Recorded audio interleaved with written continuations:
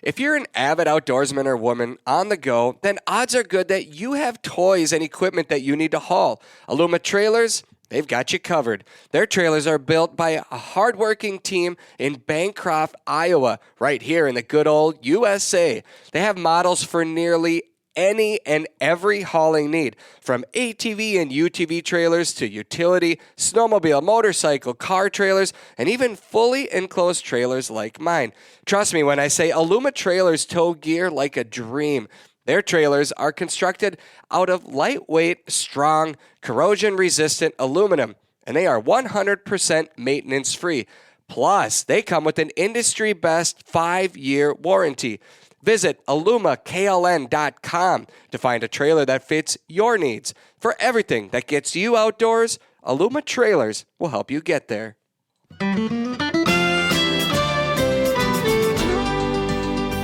Hi, everybody. Welcome to the Minnesota Bound podcast, the stories behind the stories. I'm Laura Schara, your host for today, and we are live in studio, which is a fun change up for the podcast. And I am here with Perry White. I'm so excited to have you here, Perry. Perry owns Acel Shotgun Sports, and we are going to be talking about sporting clays and trap shooting. And Perry has quite the history in the world of shotgun sports. Perry, welcome to the Minnesota Bound podcast. Thank you. Good to be here. Well, we're so excited that you're here live and in person. It's so much better than, of course, recording just via the computer or the phone. So I met Perry. We met at Wayzata Country Club at the trap area over there, and we had a really fun day. That's a really fun place to shoot some trap. And I was talking with Perry. You were giving me some really good pointers, which I know I have some work to do when it comes to my sporting clays scores. And so we were chatting, and I actually suggested that I would love to hire you as my coach. And you said, well, you know, I have a business called Acel Shotgun Sports, and I know you have a really long history in the world of in shooting sports, and I'd love for you to tell our listeners on kind of a little bit about your background. Well, we started shooting back in the 90s at, just league rounds shooting and having fun.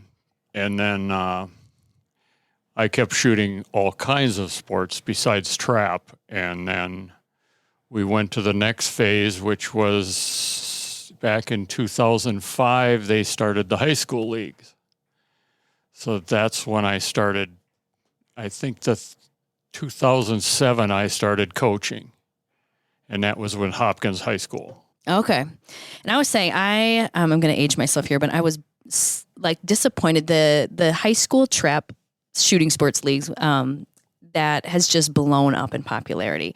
And I'm bummed that I was out of high school by the time that got started, because I just think it's so fun. B, it's so helpful, of course, to start when you're in high school, et cetera, as far as your ability when you get out of high school and shooting in the field and everything else.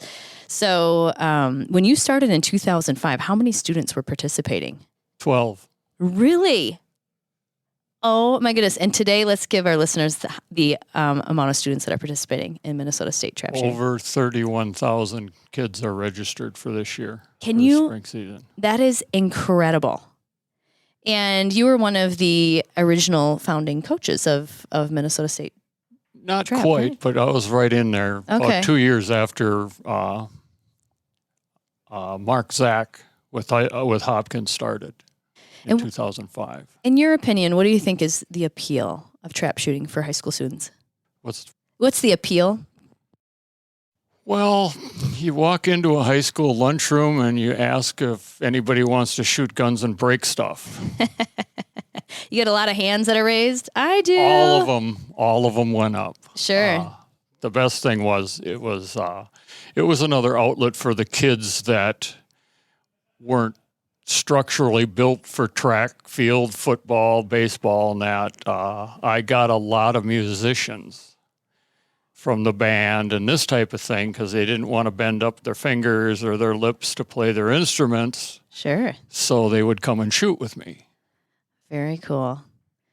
And one other thing too that I love about the high school trap teams is that they're co-ed. So girls are shooting against boys, boys are shooting against girls, and And there is no physical advantage when it comes to shooting sports. And that's a really unique thing about the sport that I love, is that it's co-ed, and it evens the playing field.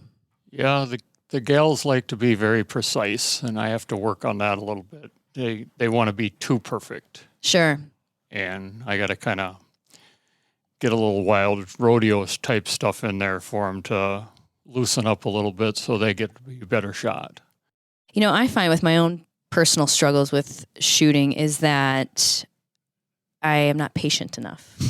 So I feel like I have to be, on the target so quick, and then the less patient you are and the faster you try to move to get to the target, et cetera, I think the more I keep missing. So I'm looking forward to working on, in person, like in general, I have a lot of patience, but with that, I feel like I have to get there so quick, and I don't know what that is, but.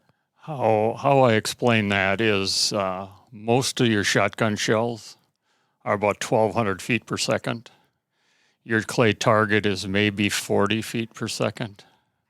You can catch it, no matter what. It doesn't matter.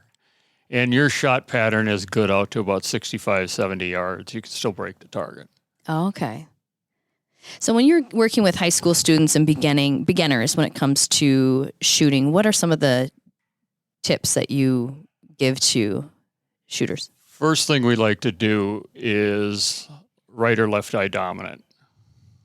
Then we do a gun fit, and then we go through a little routine I have where you do it by the numbers. You shoot the target by the numbers. You have a pre-shot routine, which is 1, line your gun up. Then you do a soft focus out past the house. You don't look at the house where the target comes out. You look out past it. That's a very important tip, ladies and gentlemen, right there. Yes, that one. When the target comes out of the house, it looks like an orange streak. When it turns back into a target, in other words, when you focus on it, you don't do anything but pull the trigger, because the barrel and your arms will go where you look. If the gun fits correctly, you'll break the target. And it's just that simple. The problem is we have all other things that we think about while we're doing this. And that's when I say, when you miss, you're way too smart to be a trap shooter. That's good advice. Is that what my problem is? Let's talk about gun fit too, for specifically, well, for men and for women. But I've had some challenges myself with proper gun fit. And I switched over to Siren shotguns, which is a shotgun manufacturer that makes shotguns specifically for women. And I was, cheering to, saying hallelujah that I finally found this gun that fits me properly, because I have tried youth guns, the compact shotguns.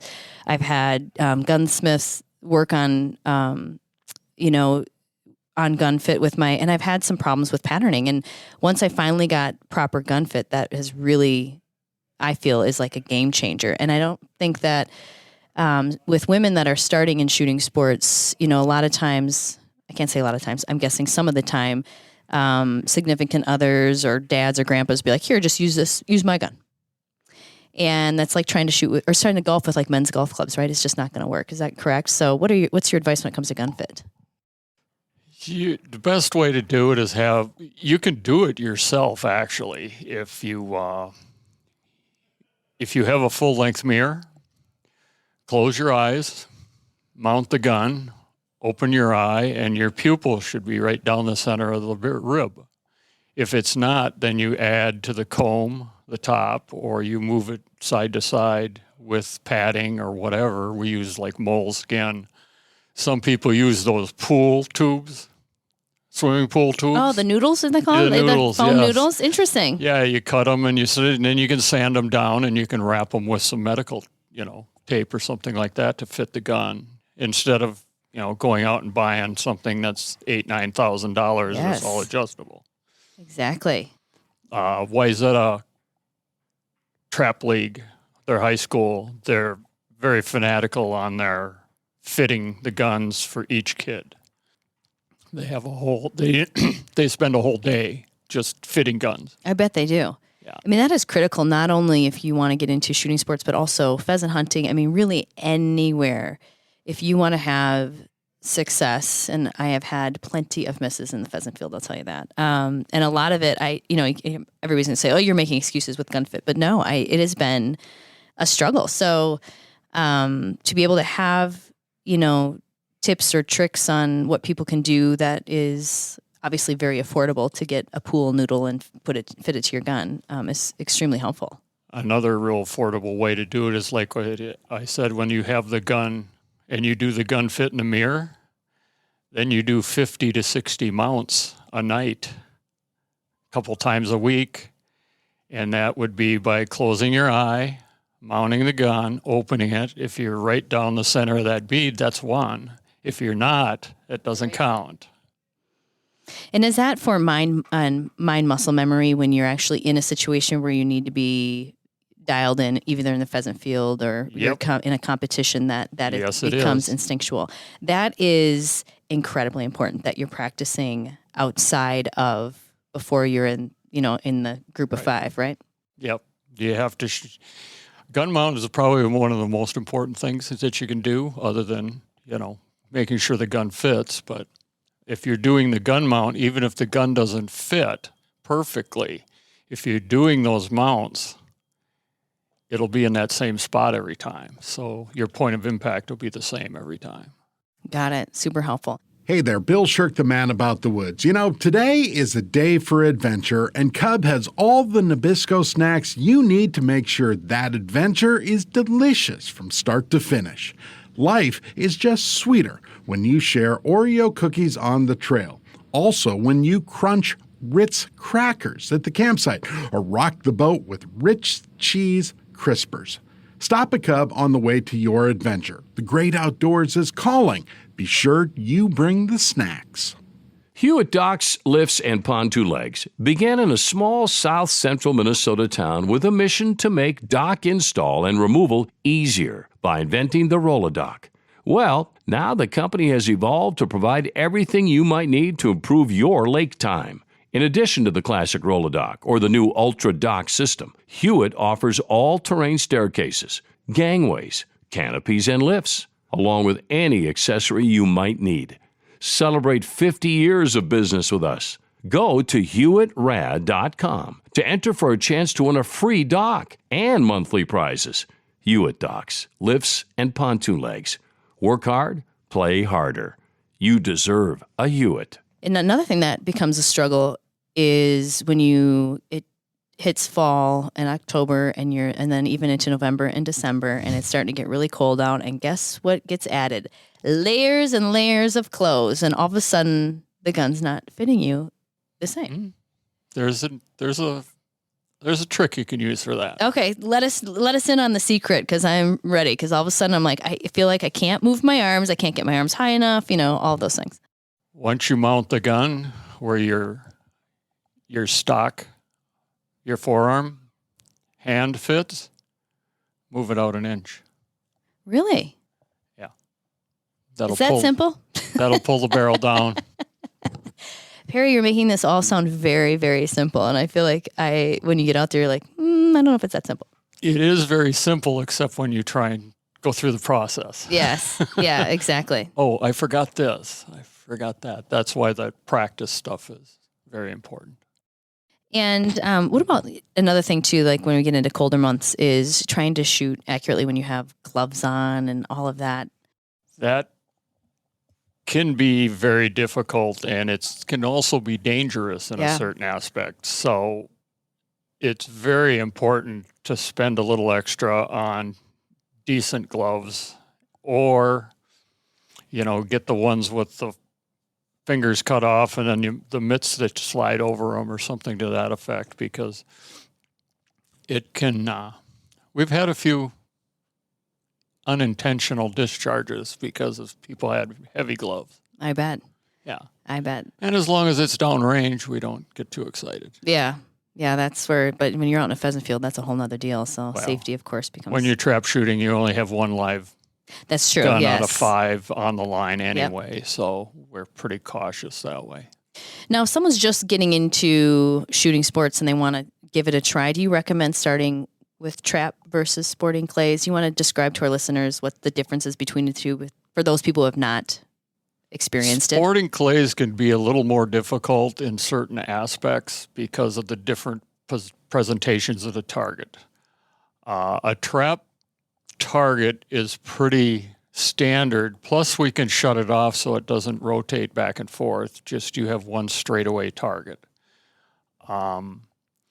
It's kind of tough to find places that'll let you shut everything down and just shoot one place, but we do that at our place. And, when people sign up to do, lessons at your business, which again is called Acel Shotgun Sports, what is like your process of bringing someone in for coaching and lessons and things like that? Well, we probably go through the main thing, eye dominance, see how the gun fits, and then see how they mount it. And then I would take you for in the middle, throw in a straightaway target, and then I move you from side to side. And when you start missing, that's when we start changing things, like where your feet are positioned or something to that effect. Everything is different. Yes. I can tell somebody, I say, you need to shoot under that target by 6 inches. Some people smash the target, others can't get it. Yeah. So then I rephrase that. I want you to miss the target by shooting underneath it 6 inches, and then they'll break it.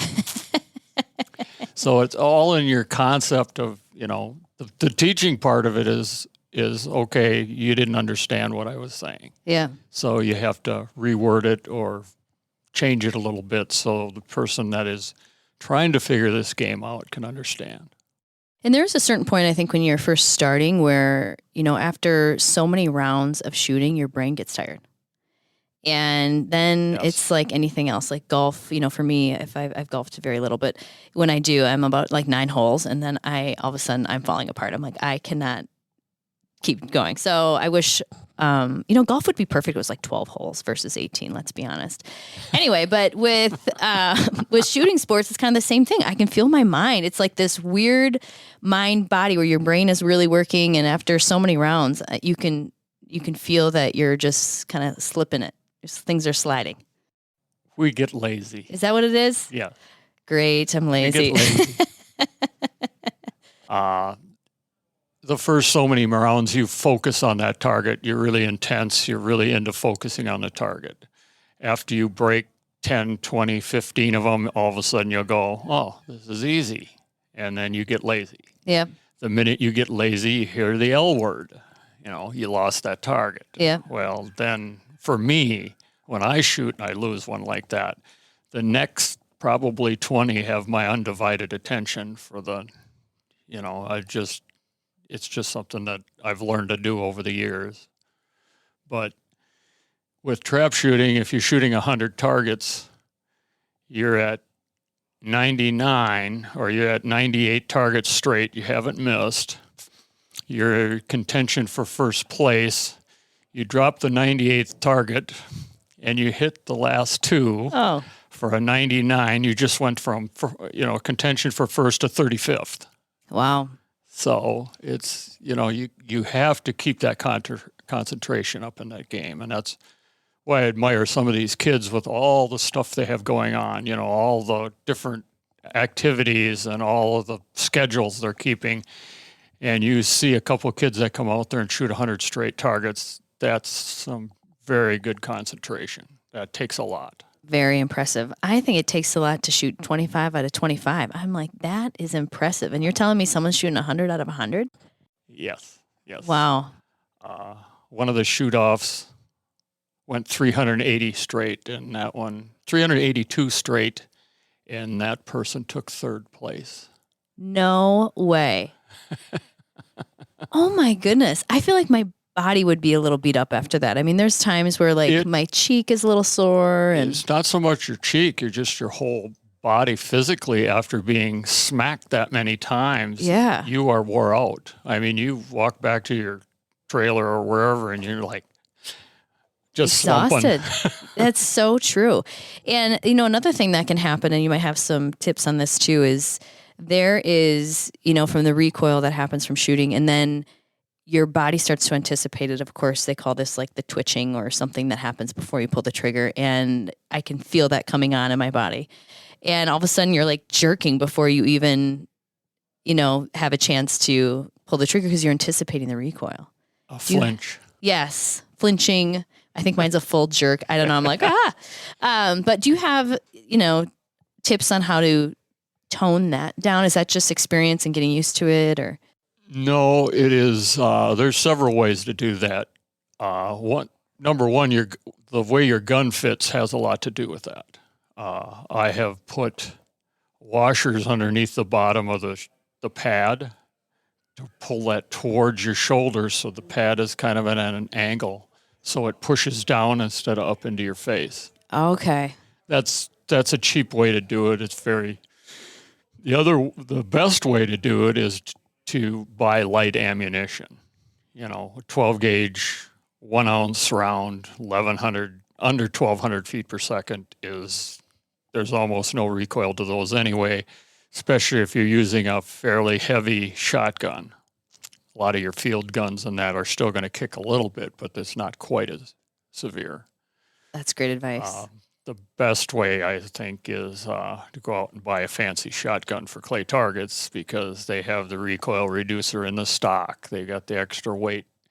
A lot of them are automatics or gas operated, so they take more of the recoil out. So, and is there certain sporting clay, I'm sure there is, guns that you prefer, that you recommend, that you like for sporting clay specifically? I had a complete shoulder replacement on my right side, so I shoot a lot of Beretta target guns. Sure. A couple of reasons I like Beretta is they chamber for 3-inch, so you can take it hunting. Yes. The other thing is Beretta's got a really nice stock recoil reducer, and they are gas operated, the automatics.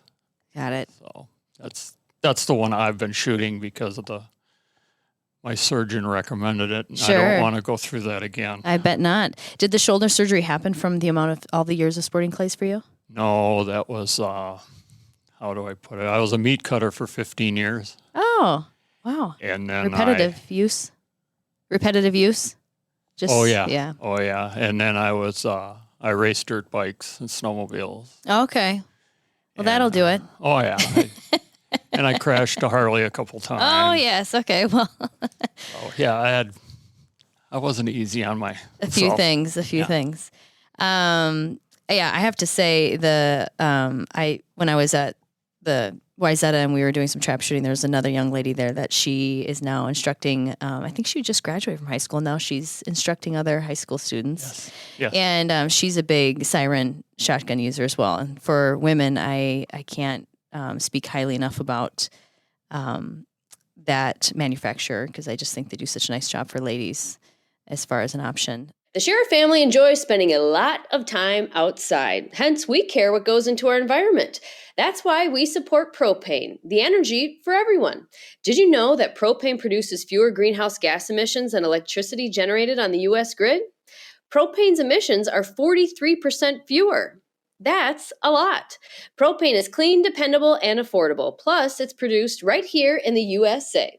Let's all do our part to reduce emissions from our homes, cabins, and businesses by choosing propane, the right energy right now. To learn more about propane, the energy for everyone, go to propane.com.